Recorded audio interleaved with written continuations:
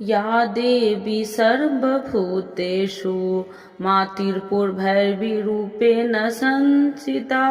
नमस्तस्यै नमस्तस्यै नमस्तस्यै नमो नमः। त्रिपुर भैरवी माता की जय। मान्यताओं के अनुसार इस माँ की पूजा करने से हर प्रकार के मुकदमे, बंधनों और कारावास से मुक्ति मिलती है।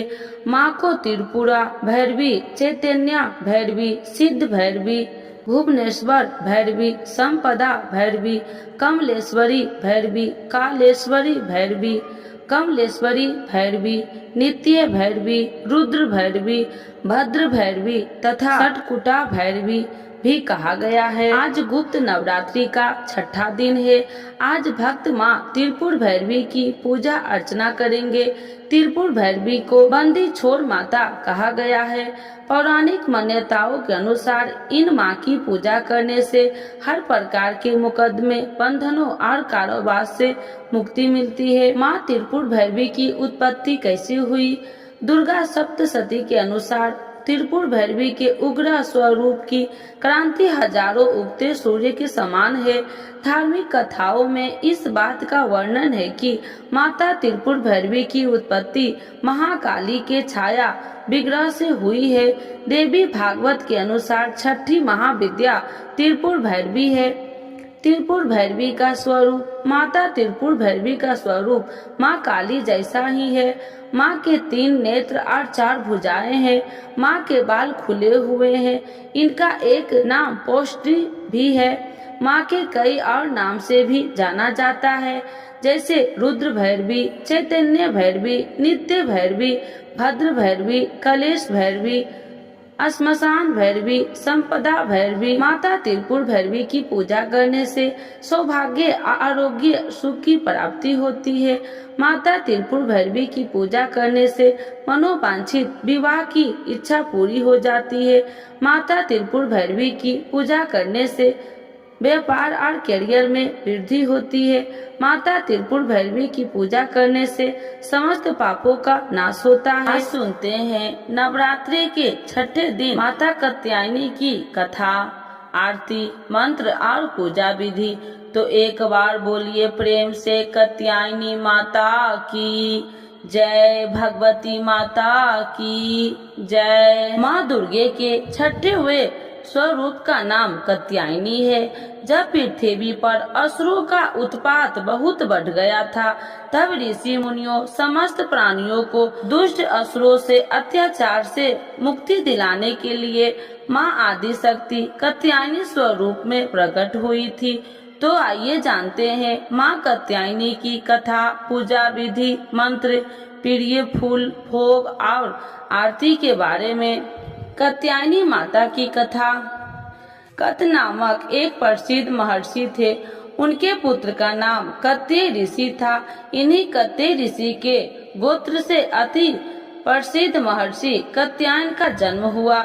महर्षि कात्यायन माँ जगदम्बा के परम भक्त थे।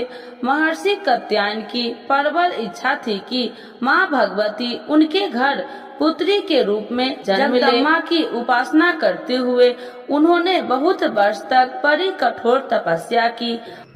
माँ भगवती ने उनकी तपस्या से प्रसन्न होकर महर्षि कात्यायन के घर में जन्म लेना स्वीकार कर लिया।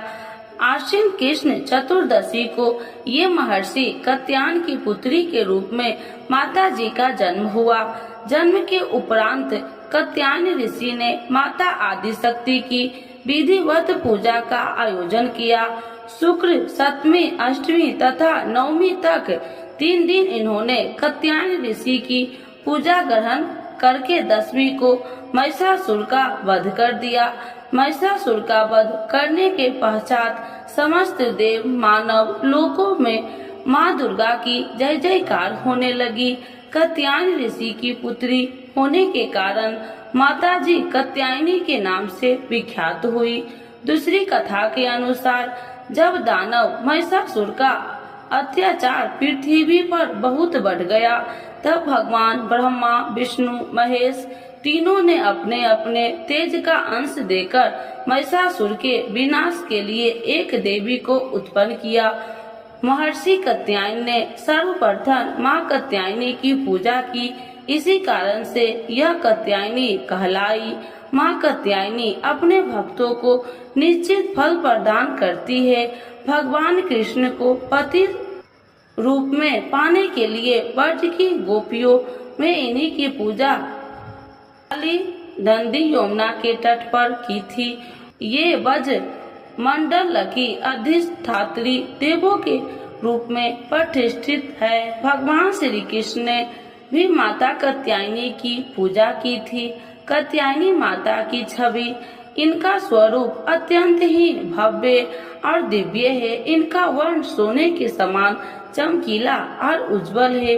इनकी 4 भुजाएं हैं। माता जी का दाहिना तरफ का ऊपर वाला हाथ भय मुद्रा में है तथा नीचे वाला वर आशीर्वाद मुद्रा में है। बाएं तरफ के ऊपर वाले हाथ में तलवार और नीचे वाले हाथ में कमल के पुष्प सुशोभित है। इनका वाहन सिंह है। दुर्गा पूजा के 6वें दिन इनके स्वरूप की उपासना की जाती है। उस दिन साधक का मन आज्ञा चक्र में स्थित होता है। योग साधनाएं इस यज्ञ चक्र के अत्यंत महत्वपूर्ण स्थान है। इस चक्र में स्थित मन वाला साधक माँ कात्यायनी के चरणों में अपना सर्वस्व निवेदित कर देता है। कात्यायनी माता की उपासना का महत्व परिपूर्ण आत्मदान करने वाला ऐसे भक्त को सहज भाव से माँ कात्यायनी की दर्शन प्राप्त हो जाते हैं।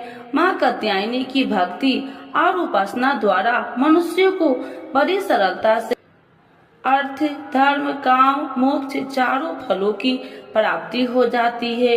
वह इस लोक में स्थित रहकर ही अलौकिक तेज और प्रभाव से युक्त हो जाते हैं। ऐसे रोग, शोक, संताप, भय आदि सर्वथा निष्ठ हो जाते हैं। जन्म जन्मांतर के पापों को विनष्ट करने के लिए माँ की उपासना से अधिक सुगम और सरल मार्ग दूसरा नहीं है। इनके सात्विर्य में रहकर परम पद का अधिकारी बन जाता है। अतः हमें अति दयालु माँ के शरणागत होकर उनकी पूजा उपासना के लिए तत्पर होना चाहिए। देवी कात्यायनी के पूजा में प्रमुख लाभ, वैवाहिक जीवन में सुख। देवी कात्यायनी का प्रभाव कुंडली चक्र के आज्ञा चक्र पर है। नवग्रहों में माता कात्यायनी शुक्र को नियंत्रण में रखती है। अतः देवी कात्यायनी की पूजा से वैवाहिक जीवन में सुख और समृद्धि प्राप्त होती है। जिनके विवाह में बाधा आ रही है उनके विवाह की बाधा भी देवी कात्यायनी दूर करते हैं। विवाह बाधा अथवा वैवाहिक समस्या दूर करने के लिए दुर्गा षष्ठी के दिन कात्यायनी माता के विग्रह के सामने निम्नलिखित मंत्र का जाप करें। विवाह बाधा हेतु विशेष उपाय इस लेख में अंत में सुने। हे देवी कात्यायनी, तुम सभी प्रकार के सुखों को देने वाली, दुष्टों का नाश करने वाली, सभी प्रकार के कार्यों को सिद्धि करने वाली नारायणी स्वरूपनी हो, तुम्हें नमस्कार है। देवी कात्यायनी की पूजा से मनुष्य को निम्नलिखित लाभ भी प्राप्त होते हैं। अर्थ की प्राप्ति, धर्म की प्राप्ति, काम की प्राप्ति, मोक्ष की प्राप्ति, अलौकिक तेज और प्रभाव की प्राप्ति, रोग, शोक, संताप, भय आदि से मुक्ति, जन्म जन्मांतर के पापों से मुक्ति। माँ कात्यायनी की पूजा विधि। नवरात्रि के 6ठे दिन देवी कात्यायनी की पूजा की जाती है। यह पूजा विधि यह है कि गोधूली बेला में लाल अथवा पीले वस्त्र पहनकर इनकी पूजा करनी चाहिए। माता को सुगंधित पीले फूल अर्पित करने से शीघ्र विवाह के योग बनते हैं। साथ ही प्रेम संबंधित बाधाएं भी दूर हो जाती है।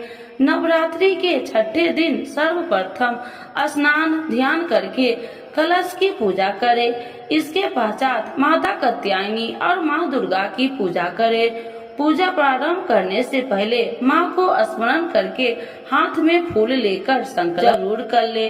माता को पीले फूल और नैवेद्य अर्पित करे। अक्षत, फूल, कुमकुम, 16 श्रृंगार आदि माता को अर्पित करे। इसके बाद माता की प्रिय भोग लगाए। माँ कात्यायनी का भोग। माता का प्रिय भोग शहद है, मिठाई इत्यादि का भोग लगाए। तत्पश्चात माता को जल अर्पण करे। इसके बाद दुर्गा चालीसा और दुर्गा सप्तशती का पाठ करे। पाठ करने के बाद घी के दिए से माता की आरती करे। माता कात्यायनी को शहद युक्त पान अति प्रिय है, अतः इन्हें भोग में फल और मिठाई के साथ मधु युक्त पान अभ्यस अर्पित करे। पूजा का स्थान बहुत साफ सुथरे स्थान पर ही देवी कात्यायनी की प्रतिमा या तस्वीर स्थापित करे। पूजा की सामग्री देवी कात्यायनी की प्रतिमा या तस्वीर, लाल रंग के फूल, लाल रंग के कपड़े, कुमकुम, अक्षत, रोली, हल्दी, इत्र, धूप, दीप, नैवेद्य, शहद आदि। पूजा के बाद देवी कात्यायनी से अपनी मनोकामनाओं को पूर्ति की प्रार्थना करे। माता की पूजा से मंत्रों का जाप करे। या देवी सर्वभूतेषु माँ कात्यायनी रूपेण संस्थिता नमस्तस्यै नमस्तस्यै नमस्तस्यै नमो नमः। तो एक बार बोलिए प्रेम से कात्यायनी माता की जय, भगवती माता की जय। माता कात्यायनी की आरती। जय जय अम्बे जय कात्यायनी, जय जगमाता जग की महारानी। जय जय अम्बे जय कात्यायनी, जय जगमाता जग की महारानी। बैजनाथ स्थान तुम्हारा, वहाँ बरदाती नाम पुकारा। बैजनाथ स्थान तुम्हारा, वहाँ बरदाती नाम तुम्हारा। कई नाम है कई धाम है, यह स्थान भी तो सुख धाम है। कई नाम है कई धाम है, यह स्थान भी तो सुख धाम है। हर मंदिर में ज्योति तुम्हारी, कई योगेश्वरी महिमा न्यारी। हर मंदिर में ज्योति तुम्हारी, कहीं योगेश्वरी महिमा न्यारी। हर जगह उत्सव होते रहते, हर मंदिर में भक्त है कहते। हर जगह उत्सव होते रहते, हर मंदिर में भक्त है कहते। कात्यायनी रक्षक काया की, ग्रंथि काटे मोह माया की। कात्यायनी रक्षक काया की, ग्रंथि काटे मोह माया की। झूठे मोह से छुड़ाने वाली, अपना नाम जपाने वाली। झूठे मोह से छुड़ाने वाली, अपना नाम जपाने वाली। बृहस्पतिवार को पूजा करिए, ध्यान कात्यायनी का धरिए। बृहस्पतिवार को पूजा करिए, ध्यान कात्यायनी का धरिए। हर संकट को दूर करेगी, भंडारे भरपूर भरेगी। हर संकट को दूर करेगी, भंडारे भरपूर भरेगी। जो भी माँ को भक्त पुकारे, कात्यायनी सब कष्ट निवारे। जो भी माँ को भक्त पुकारे, कात्यायनी सब कष्ट निवारे। तो एक बार बोलिए प्रेम से कात्यायनी माता की जय, भगवती माता की जय। जल्दी विवाह के लिए ऐसे करे माँ कात्यायनी की पूजा। संध्या होने के कुछ समय पहले पीले वस्त्र धारण करे, माँ कात्यायनी के समक्ष घी का दिया जलाए और उन्हें सुगंधित पीले फूल अर्पण करे। इसके बाद 3 कच्ची हल्दी का गांठ भी चढ़ाए। माँ कात्यायनी के मंत्र का जाप करे। हल्दी के तीनों गांठ को पीले कपड़े में बांधकर अपने पास सुरक्षित रख ले।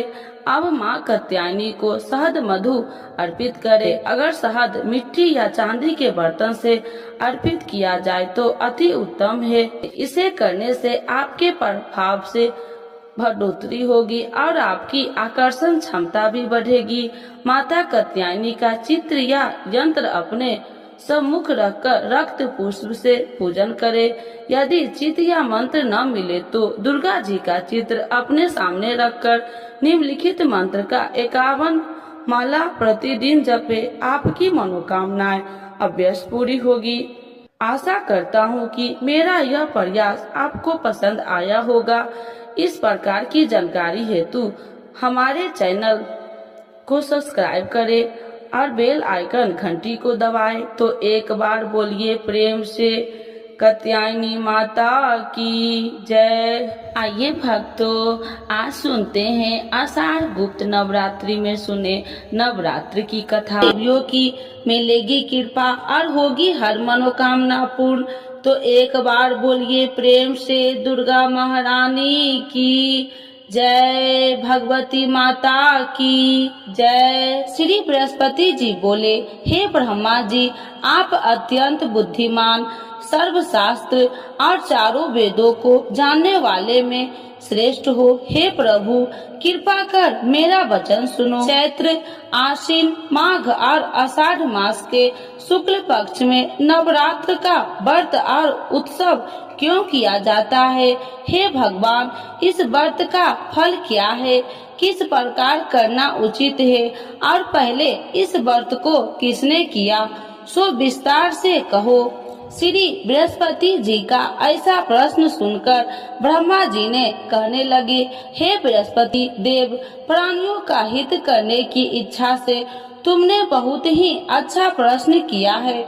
जो मनुष्य मनोरथ पूर्ण करने वाली दुर्गा महादेवी, सूर्य और नारायण को ध्यान करते हैं, वे मनुष्य धन है। यह नवरात्र व्रत संपूर्ण कामनाओं को पूर्ण करने वाला है। इसके करने से पुत्र चाहने वाले को पुत्र, धन चाहने वाले को धन, विद्या चाहने वाले को विद्या और सुख चाहने वाले को सुख मिलता है।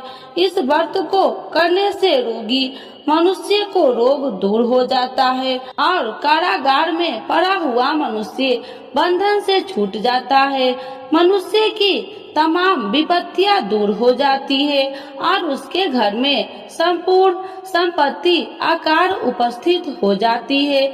बंधिया और काक बंधिया के इस व्रत के करने से पुत्र हो जाता है। समस्त पापों को दूर करने वाले इस व्रत के करने से ऐसा कौन सा मनोरथ है जो सिद्ध नहीं हो सकता?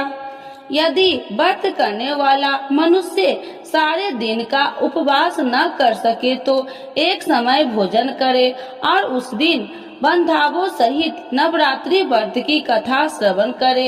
हे बृहस्पति देव, जिसने पहले इस महाव्रत को किया है, उसका पवित्र इतिहास मैं तुम्हें सुनाता हूँ। तुम सावधान होकर सुनो। इस प्रकार ब्रह्मा जी के वचन सुनकर बृहस्पति जी श्री ओम बोले, हे ब्राह्मण, मनुष्य को कल्याण करने वाले इस व्रत के इतिहास को मेरे लिए कहा। मैं सावधान होकर सुना। श्री ओम रहा हूँ, आपकी शरण आई हूँ, मुझ पर कृपा करो। ब्रह्मा जी बोले, पीठित नाम के मनोहर नगर में एक अनाथ नाम का ब्राह्मण रहता था। वह भगवती दुर्गा का भक्त था। उसके संपूर्ण सत्गुणों से युक्त मानो ब्रह्मा की सबसे पहली रचना हो ऐसी अर्थात नाम वाली सुमित नाम की एक अत्यंत सुंदर कन्या पैदा हुई। वह कन्या सुमित अपने घर के बाल कपन में अपनी सहेलिया के साथ कीड़ा करती हुई इस प्रकार बढ़ने लगी, जैसे शुक्ल पक्ष में चंद्रमा की कला बढ़ती है। उसका पिता प्रतिदिन दुर्गा की पूजा और होम किया करता था। उस समय वह भी नियम से वहाँ उपस्थित होती थी। एक दिन वह सुमित अपनी सखियों के साथ खेलने लग गई और भगवती के पूजन में उपस्थित नहीं हुई। इसके पिता को पुत्री की ऐसी असावधानियां देखकर क्रोध आया और पुत्री से कहने लगे कि हे दुष्ट पुत्री, आज प्रातः से तुमने भगवती की पूजा नहीं किया। इस प्रकार मैं किसी कुष्ठी और जय माता दी दरिद्र मनुष्य के साथ तेरा विवाह करूंगा। इस प्रकार कुपित पिता के वचन सुनकर सुमित को बड़ा दुख हुआ और पिता से कहने लगे कि हे पिताजी, मैं आपकी कन्या हूँ, मैं आपके सब तरह से अधीन हूँ। जैसे आपकी इच्छा हो मेरा विवाह कर सकते हो, होगा वही जो मेरे भाग्य में लिखा है। मेरा तो इस पर पूर्ण विश्वास है। मनुष्य न जाने कितने मनोरथ को चिंतन करता है, पर होता वही है जो भाग्य में विधाता ने लिखा है। जो जैसा करता है उसको फल भी उस कर्म के अनुसार ही मिलता है, क्योंकि कर्म करना मनुष्य के अधीन है पर फल देव के अधीन है। जैसे अग्नि में पड़े हुए तीन दी उसको अधिक प्रतिदीप्त कर सकते हैं, उसी तरह अपनी कन्या के ऐसे निर्भरता से कहे हुए वचन सुनकर उस ब्राह्मण को अधिक क्रोध आया। तब उसने अपनी कन्या का एक कुष्ठी के साथ विवाह कर दी और अत्यंत क्रोध होकर पुत्री से कहने लगे कि जाओ जाओ, जल्दी जाओ, अपने कर्म का फल भोगो। देखो केवल भाग्य में भरोसा पर रहकर क्या करती है। इस प्रकार से कहे हुए पिता के कुटु वचन को सुनकर सुमित अपने मन में विचार करने लगे कि अहो, मेरा बड़ा दुर्भाग्य है जिसने मुझे ऐसा पति मिला है। इस तरह अपने दुख का विचार करते हुए वह सुमित अपने पति के साथ वन चली गई और भयानक वन में कुशा युक्त उस स्थान पर उन्होंने वह रात बड़े कष्ट से व्यतीत की। उस गरीब बालिका की ऐसा दशा देखकर भगवती पूर्व पुण्य के प्रभाव से प्रकट होकर सुमित से कहने लगे कि हे ब्राह्मणी, मैं तुम पर प्रसन्न हूँ, तुम जो चाहो वरदान मांग सकती हो। मैं प्रसन्न होने पर मनोवांछित फल देने वाली हूँ। इस प्रकार भगवती दुर्गा का वचन सुनकर ब्राह्मणी कहने लगे कि आप कौन है जो मुझ पर प्रसन्न हुई हो। यह सब मेरे लिए कहा और अपनी कृपा दृष्टि से मुझ दासी को कृतार्थ करो। ऐसा ब्राह्मणी का वचन सुनकर देवी कहने लगे कि मैं आदि शक्ति हूँ और मैं ही ब्रह्मा विद्या हूँ और सरस्वती भी हूँ। मैं प्रसन्न होने पर प्राणियों को दुख दूर कर उसको सुख प्रदान करती हूँ। हे ब्राह्मणी, मैं तुम पर तेरे पूर्व जन्म के पुण्य के प्रभाव से प्रसन्न हूँ। तुम्हारे पूर्व जन्म का वृत्तांत सुनाती हूँ, सुनो। तुम पूर्व जन्म में निषाद भील की स्त्री थी और अति पतिव्रता थी। एक दिन तेरे पति निषाद ने चोरी की। चोरी करने के कारण तुम दोनों को सिपाहियों ने पकड़ लिया और ले जाकर जेल खाने में कैद कर दिया। उन लोगों ने तेरे को और तेरे पति को भोजन भी नहीं दिया।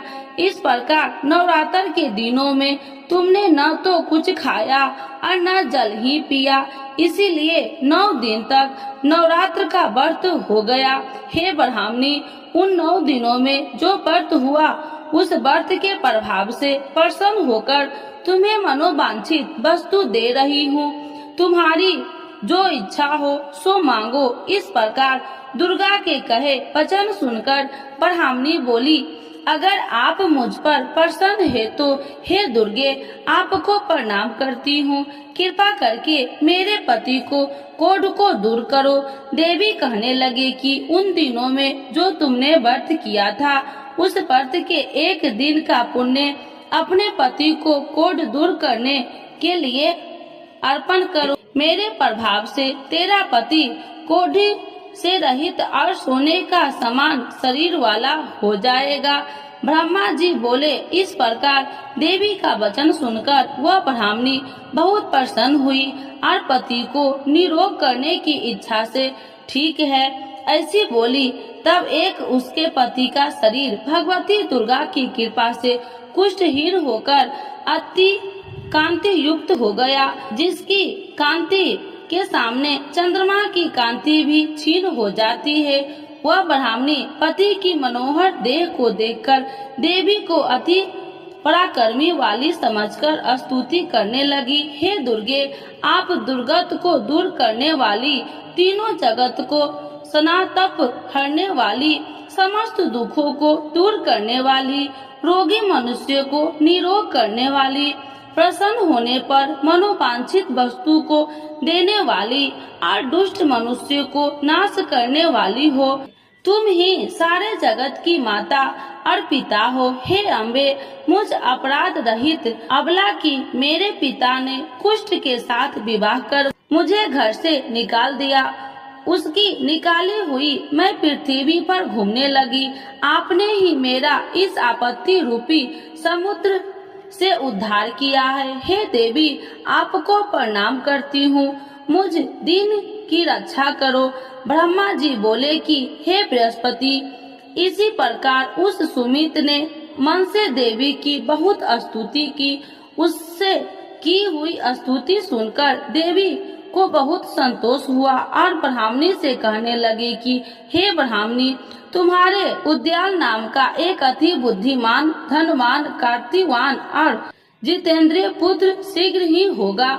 ऐसा कहकर वह देवी उस ब्राह्मणी से फिर कहने लगी कि हे ब्राह्मणी, और जो कुछ तेरी इच्छा हो वही मनोवांछित वस्तु तुम मांग सकती हो। ऐसा भगवती दुर्गा का वचन सुनकर सुमित बोली कि हे भगवती दुर्गे, अगर आप मेरे पर प्रसन्न है तो कृपा कर मुझे नवरात्रि विधि बताइए। हे दयावती, जिस विधि से नवरात्र व्रत करने से आप प्रसन्न होते हैं, उस विधि और उसके फल को मेरे लिए विस्तार से वर्णन करें। उस प्रकार ब्राह्मणी के वचन सुनकर दुर्गा कहने लगी कि हे ब्राह्मणी, मैं तुम्हारे लिए संपूर्ण पापों को दूर करने वाली नवरात्र व्रत विधि को बतलाती हूँ, जिसको सुनने से तमाम पापों से छुटकारा, मोक्ष की प्राप्ति हो जाती है।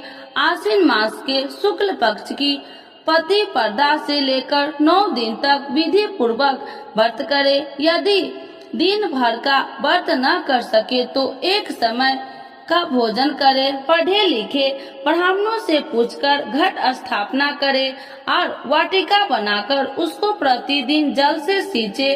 महाकाली, महालक्ष्मी और महासरस्वती की मूर्तियां बनाकर उसकी नित्य विधि सहित पूजा करे और पुरुषों से विधि पूर्वक अर्घ्य दे। बिजोरा के फूल से अर्घ्य देने से रूप की प्राप्ति होती है। जय फल से कीर्ति, दाख से कार्य की सिद्धि होती है। आंवले से सुख और केले के भूषण की प्राप्ति होती है। इस प्रकार फलों से अर्घ्य देकर यथा विधि हवन करे। खंड, घी, गेहूं, शहद और तिल, बिल्व, नारियल, दाख और कदम, इनसे हवन करे। गेहूं होम करने से लक्ष्मी की प्राप्ति होती है। खीर व चंपा के पुष्प से धन और रत्नों से तेज और सुख की प्राप्ति होती है। आंवलों से कीर्ति और केले से पुत्र हो। कमल से राज, सम्मान और दुखों से सुख संपत्ति की प्राप्ति होती है। व्रत करने वाला मनुष्य इस विधान से होम कर आचार्य को अत्यंत नम्रता के साथ प्रणाम करे और यज्ञ की सिद्धि के लिए उसे दक्षिणा दे। इस महाव्रत को पहले बताई हुई विधि के अनुसार जो कोई करता है उसके सब मनोरथ सिद्ध हो जाते हैं। इसमें तनिक भी संशय नहीं है। इन 9 दिनों में जो कुछ दान आदि किया जाता है उसका करोड़ों गुना फल मिलता है। इस नवरात्रि के व्रत से अश्वमेध यज्ञ का फल मिलता है। हे ब्राह्मणी, इस संपूर्ण कामनाओं को पूर्ण करने वाले उत्तम व्रत को तीर्थ, मंदिर अथवा घर में ही विधि के अनुसार करे। ब्रह्मा जी बोले कि हे बृहस्पति देव, इस प्रकार ब्राह्मणी को व्रत की विधि और फल बताकर देवी अंतर ध्यान हो गई। जो मनुष्य या स्त्री इस व्रत को भक्ति पूर्वक करता है वह इस लोक में सुख पाकर अंत में दुर्लभ मोक्ष को प्राप्त होता है। हे बृहस्पति देव, यह दुर्लभ व्रत का महात्म्य मैं तुम्हारे लिए बतलाया है। ऐसा ब्रह्मा जी के वचन सुनकर बृहस्पति देव जी आनंद के कारण रोमांचित हो गए और ब्रह्मा जी से कहने लगे, हे ब्रह्मा जी, आपने मुझ पर अति कृपा की जो अमृत के समान इस नवरात्रि व्रत का महात्म्य सुनाया है।